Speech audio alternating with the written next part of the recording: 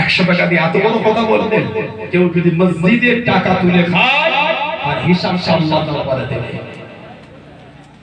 বুঝতে পারলেন? দিলেন 100 টাকা, যদি আপনি প্রকাশ্য দেখেন খাচ্ছেন দিলেন না। মসজিদে 100-200 দিয়ে এত বড় বড় কথা বলতে হয় না। আপনি যদি চান আল্লাহ আল্লাহ রাসূলের ভালোবাসা দিয়ে দেন, 100 টাকাই তো দিয়েছেন। রোজার সময় মুসাফিরকে 100 টাকা দিলে দিতে চাই না। ধনীওয়ালা শুকর জন বাবা শাড়ি কিনতে হবে না, এটা হ্যাঁ একটা পঞ্চায়েত থেকে নকল সে সার্টিফিকেট করে এনেছে। এখন তো নকলটা বেশি করে, খালি কিছু বললেই বড্ড ভালো লাগে। আল্লাহ আমার বাড়িতে সে ছোটবেলা থেকে জ্ঞান হওয়া থেকে একটা মহিলাকে দেখেছে, এখন চশমা পরতে বুড়ি হয়ে গেছে। ছোটবেলা থেকে শুনতে আমার মেয়ের বিয়ে এখনো বিয়ে থাকে। আমি হুজুরের মেম্বারে বসে নওজের মুখান ধরান বলে আমি ওনাকে করছি না, উচিত আপনার পরিজন চান আমার তো লাগবে, কারণ মিথ্যা বলে চাই মিথ্যা বলে বলছেন আল্লাহ দায়ী হয়ে যাবে। গরিব বড় চান আপনি আমার লাগবে, ছেলে দিয়ে নিয়ে কেন মিথ্যা বলে আমার লাগবে লাগবে দেওয়া হবে। 100 জায়গায় 40 দেবে, 90 দেবে, 50 দেবে, দিল তো ওই যে মিথ্যা বলে তো হারাম হয়ে যাবে। কিছু বুঝতে পারেন না? সেই জ্ঞান হওয়া থেকে মহিলাটিকে দেখছি এখন মাঝে মাঝে আসে, মাকে বলি মা আমাদের কি ব্যাপার সে মেয়ের বিয়ে কি বলবো, কিন্তু উচিত নয়। আমি রাগ করলাম, মিথ্যা বয়স হয়ে গেছে, আমি নজরুল ওনাকে হেল্প করছি, কিন্তু উচিত নয় বলে আমাদের মিথ্যা বলে চাওয়া খাওয়া ঠিক না ভুল বললাম? কেউ যদি মসজিদ মাদ্রাসার টাকা তুলে খায় ওর জন্য আল্লাহ তাআলা দায়ী হয়ে যাবে। কি ভাবছেন আপনি? সহজ জিনিস মনে করে ওটাকে মসজিদ মাদ্রাসাকে মজাক মনে করে যত সহজ। আল্লাহ আদালতে এগুলো কিয়ামতের ময়দানে বাঁধা হয়ে দাঁড়াবে। যারা এই সমস্ত টাকা তুলে খায় এগুলো হল লোকের আবেগ আর প্রেম আর ভালোবাসা। মসজিদের প্রেম দেখে লোকের থেকে টাকা তুলে ছেড়ে খেয়েছে, আল্লাহর আদালতে ছাড় পাবে না, অত সহজ হয় বুঝতে না বোঝেন। কিন্তু 100 টাকা দিয়ে এত কথা বলতে হয়, অন্য জায়গায় 5000 টাকা কথা বলেন না, এখান থেকে কষ্ট হয়। কারণ আল্লাহ আমাদের বাড়ির ভাইগুলোকে বোঝার তৌফিক দাও আল্লাহুম্মা। আমাদের যতটুকু থাকে নেই যে এই স্বভাবটা আমাদের হয়ে গেছে। ব্যবসা কেন বলেন? আপনি বলেন আলহামদুলিল্লাহ আল্লাহ চালাচ্ছে, তারপর আগে থেকে একটু খারাপ এটা বলে কি খবর ব্যবসা খুব খারাপ কেন বললে নাউজুবিল্লাহ। 12 মাসের মধ্যে তো 9 মাস ভালো ব্যবসা করলে, 3 মাস নাই খারাপ, তো কি হয়েছে? নামাজ তো করেছে, ঠিক না ভুল বলছি? নামাজ তো চিল্লে চিল্লে শোনান নে, ও ব্যবসা হেভি ব্যবসা হেভি ব্যবসা হেভি টাকা টাকা যা খুঁজে পাচ্ছি না বলেছে। 3 মাস খারাপ, বন্ধু বান্ধব দোকানে এলে যারা পৌঁছা এলে খালি ক্যাশ বক্স করে রাখছে। উচিত নয়, আমি তো নেমো খারাপই করি।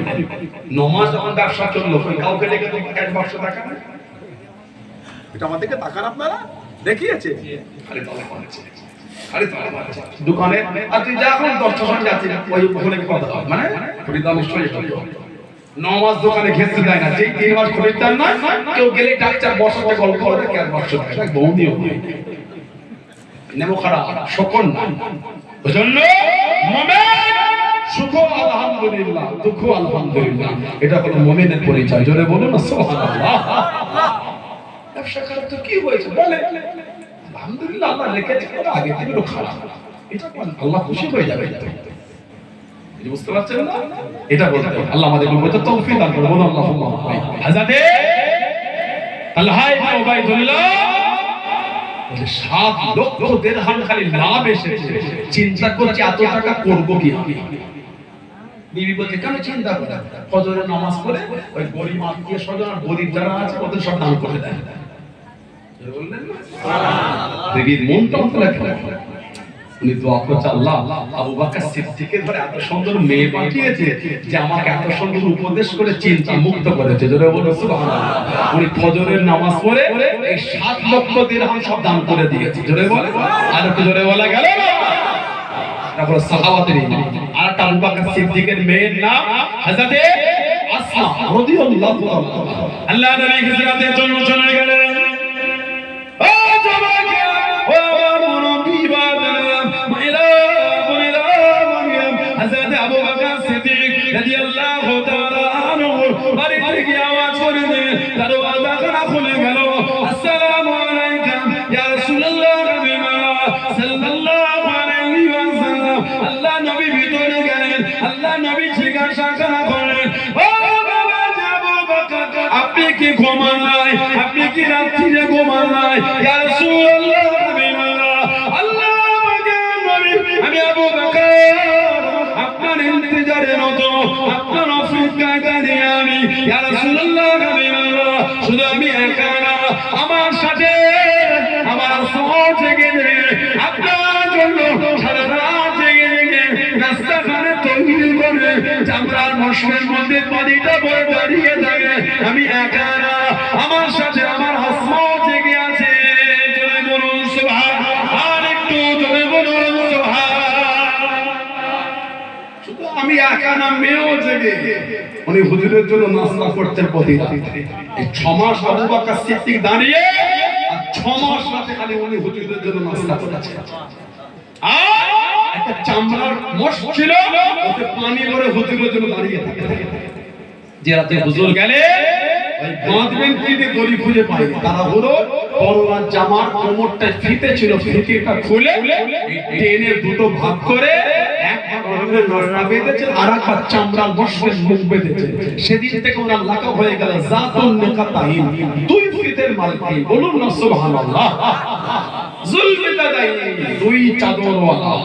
হযরতে আব্দুল্লাহ মুসলমান হলে হুজুর ওনাকে আসহাবে সুফফা সদস্য করে, আর আল্লাহ নবী সাল্লাল্লাহু আলাইহি ওয়াসাল্লাম সাহাবাদের মধ্যে ওনাকে নিয়ে কিতাব এসেছে।